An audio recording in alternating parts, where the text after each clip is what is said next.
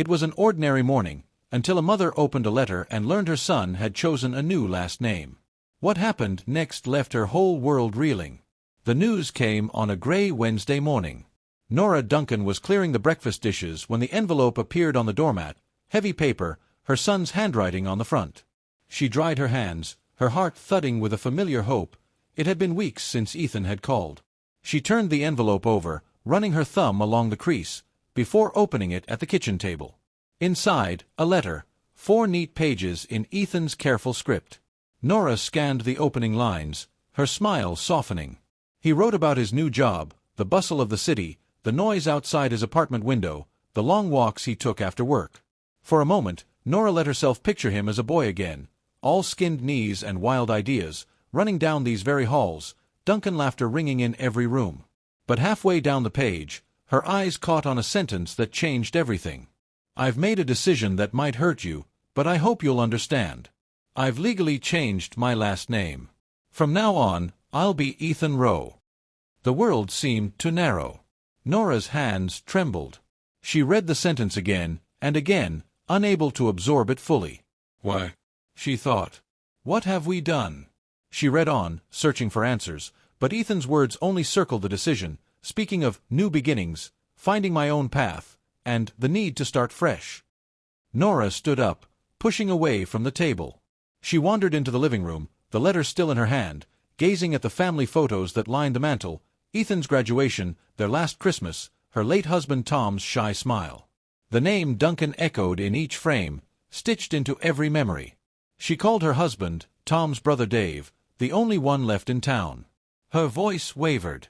"Ethan, he's changed his name. He didn't even call, just a letter." Dave was silent for a long moment. "I'm sorry, Nora. I can't imagine how that feels." The rest of the day moved in a blur. Nora tried to focus on her errands, but everywhere she turned, reminders of Ethan surfaced. She passed the library where he'd checked out his first books, the park where he played soccer as a boy. Each step felt heavier, each memory sharper, as if a thread was being pulled from the tapestry of her life. That afternoon, her daughter Rachel called. "Did you get a letter from Ethan?" Rachel's voice was tight, angry. "I can't believe he did this. Doesn't he care what our name means? What it means to us?" Nora didn't have answers. She listened to Rachel vent, about family, loyalty, the legacy their father left, and promised to call her back later. After Rachel hung up, Nora sat in Ethan's childhood room. She ran her fingers over his old books, the baseball glove left on the shelf, the faded band posters taped to the wall. Tears stung her eyes as she whispered his name, Ethan Duncan, into the stillness, unwilling to let it go. The next morning, Nora went through her routine in a daze. She packed up a box of things to mail to Ethan, cookies, a sweater, a photo of the family at Thanksgiving, each item a plea for connection. She tucked a note inside, simple and aching. "You'll always be our son. Love, Mom." At the post office, her hands shook as she paid for postage. She caught her reflection in the window, a mother changed by news she never expected, carrying the weight of a name that suddenly felt much heavier. That evening, Nora sat at the kitchen table, Ethan's letter spread before her. She reread it, searching for hope between the lines.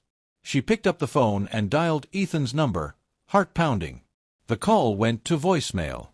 Nora listened to the quiet, recorded greeting, her son's voice, but not his name, and left a message, voice barely above a whisper. "I got your letter. I just want to hear from you. I love you. Please call." She hung up, the room silent but for the ticking clock and the echo of her own heartbeat.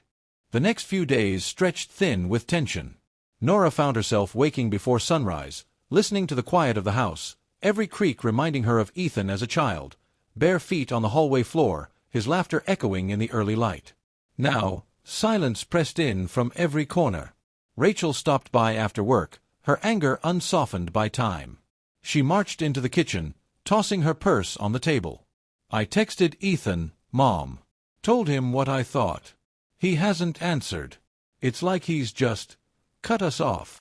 Nora tried to calm her. "He's still your brother. Maybe he just needs time." Rachel's eyes flashed. "Time for what? To forget who he is. Who we are." They argued quietly, voices rising then falling, both hearts raw. Rachel listed every sacrifice, every memory that made their family name matter. Nora listened, holding back tears, longing to defend Ethan but unable to explain what she didn't understand herself. That afternoon, Nora called Dave again.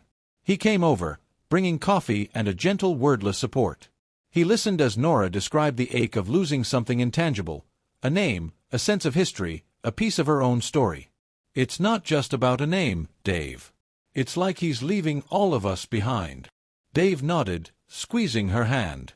"Kids change, Nora. Sometimes they have to step away to find out who they really are. But they don't stop being yours." Rachel stayed for dinner, moving through the motions, setting the table, checking her phone, barely eating. Afterward, she paced the living room, scrolling Ethan's old social media. He changed it everywhere. Facebook, Instagram, even his email. It's like Duncan never existed.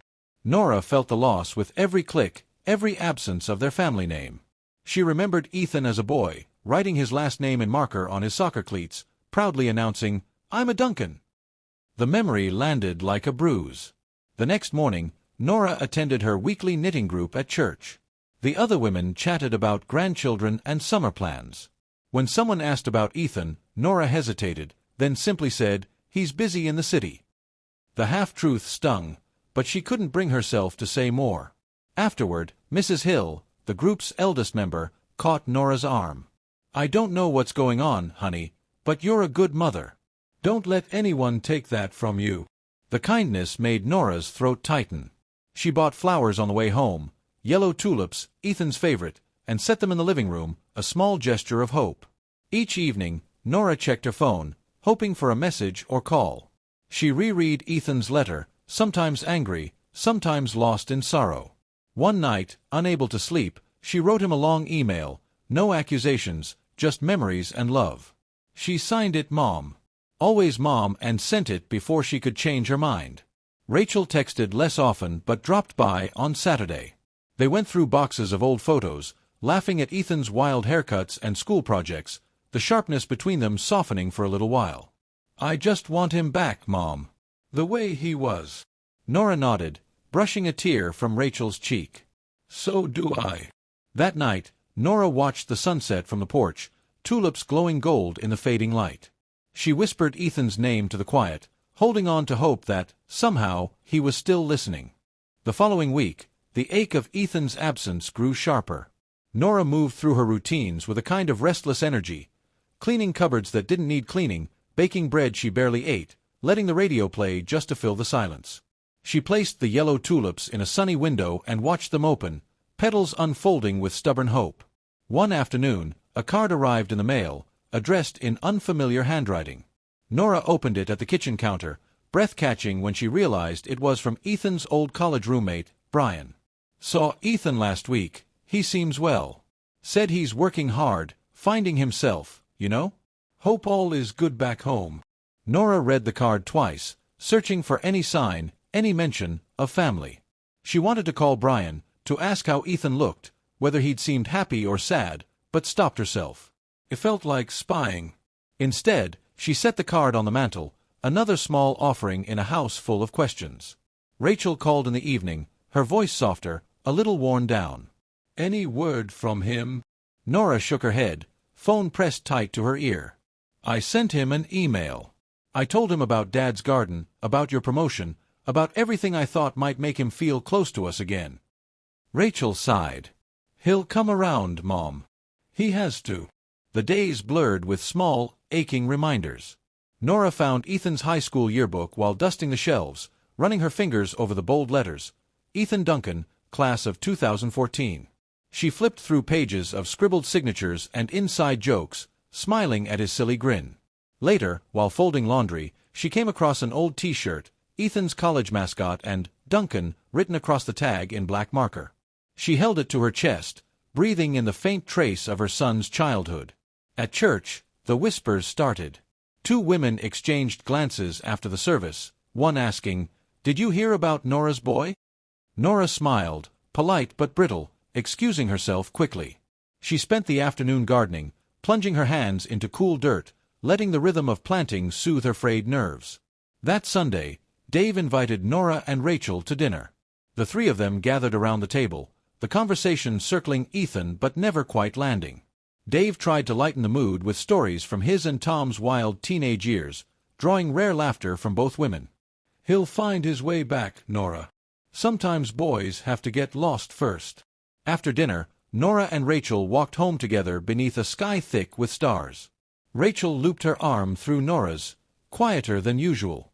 "I keep wondering what we did wrong," Rachel whispered. Nora squeezed her hand. "I don't know, honey. But I do know we loved him, and we still do." That night, Nora lay awake listening to the old house settle, the tick of the hallway clock a steady comfort. She prayed for Ethan, for understanding, for the strength to keep loving someone who felt so far away. In the morning, she stood at the kitchen window, watching the tulips bend toward the light, refusing to give up on spring. April came in with sudden warmth, coaxing the magnolia trees to bloom outside Nora's window. The world outside seemed to move forward. Neighbors mowed their lawns, children biked past in the afternoons, but inside Nora's home, time felt stuck. Rachel visited more often, her anger fading into resignation. One evening, she brought over dinner, lasagna and a salad, Ethan's favorite as a boy. The kitchen filled with steam and memory as Rachel chopped vegetables, her jaw tight. "Do you think he changed his name because of us?" she asked suddenly, voice wavering. "Because of something we did?" Nora shook her head, though doubt flickered inside her. "I don't know, honey. He always felt things deeply, even when he didn't say so. Maybe he needed to feel different." Rachel looked away, blinking fast. "It just feels like he's ashamed of us. Like the Duncans aren't good enough for him anymore." They ate in silence, each lost in thought, until Rachel stood to clear the plates. As she rinsed the dishes, Nora watched her daughter's shoulders sag with the weight of the unspoken. The next afternoon, Nora ran into Ethan's old high school teacher at the grocery store. Mrs. Reeves was all smiles, asking after Ethan with genuine curiosity. "He was always so bright, so driven. Is he still out in the city?" Nora forced a smile, nodding. "He's doing well. Busy with work." She left the store quickly, pushing the cart too fast, heart pounding. It seemed the whole town still saw Ethan as part of the family she remembered, a Duncan, a son, a brother. The reality of his absence felt heavier with each encounter. That evening, Nora took out old scrapbooks. She and Rachel sat on the floor, flipping through baby photos, school portraits, birthday parties where Ethan grinned in front of a homemade cake. They laughed, cried, and told stories late into the night. When Rachel left, she hugged her mother tight. "I miss him, Mom. I really do." Days slipped by. Nora kept busy with small projects, repainting a porch chair, organizing closets, planting tulip bulbs for next spring. Each task was a way to fill the empty spaces Ethan left behind. A letter came in the mail from the bank, addressed to Nora Duncan, reminding her to update account information if her family details changed. She stared at the form, her own name feeling foreign in her mouth. She called Dave that evening, the two siblings talking quietly about family, about how loss sometimes arrived not as a death, but as a slow drifting apart. "Don't let the name keep you from loving him, Nora," Dave said softly. "You're still his mother, no matter what." Nora nodded, swallowing tears. She made tea, walked out into the night, and stood beneath the stars, whispering Ethan's name into the darkness, her heart aching with the hope that love might still reach across the fault lines between them. That night, sleep came only in fits and starts, the old clock ticking away the hours. In the small hours of morning, Nora wrote Ethan another letter, this time not asking, not pleading, just telling him about home, the blooming magnolia, Rachel's new job, her own longing for the sound of his voice. She signed it, as always, Mom. A few days later, Rachel stopped by with a bright scarf and a bag of groceries. She found Nora in the garden, knees dusty from digging. The two worked side by side, setting out fresh seedlings, sharing quiet moments that didn't need filling with words. Rachel finally broke the silence. "I sent Ethan a message. Told him we missed him. He still hasn't replied. But I'm not giving up." Nora pressed a seedling into the soil. "Neither am I." That afternoon, Rachel stayed for coffee, scrolling through old photos on her phone. She picked one, Ethan at age 10, covered in mud after a backyard soccer game, and sent it to him with the caption, "Remember this?" For a moment, hope flickered between them. The next day brought rain and another routine. Nora walked to the post office, mailing her letter to Ethan. She stopped at the bakery to buy his favorite bread, just in case he decided to visit. She told herself it was silly, but she couldn't stop hoping. At home, she sat in Ethan's old room, carefully dusting trophies and books. She found a notebook filled with his teenage handwriting, dreams about travel, lists of goals, sketches of places he wanted to see. Reading it, Nora felt both pride and sorrow for all she knew and didn't know about her son. That evening, Nora and Rachel made dinner together. Afterward, they sat on the porch, watching the rain, talking about ordinary things, work, church, neighbors. When the conversation turned to Ethan, Rachel said quietly, "I wish I understood. I wish I knew what to do." Nora reached for her daughter's hand. "Sometimes all we can do is wait, and hope, and let him know the door is always open." The following afternoon, Nora received an email, a brief, polite note from Ethan. "Thanks for the letters and photos. I'm doing fine. Just need some space right now. Hope everyone is well. Ethan." She read the message over and over, tears blurring her vision. She forwarded it to Rachel, who called almost instantly, voice trembling with emotion. "At least he wrote back, Mom. At least we know he's all right."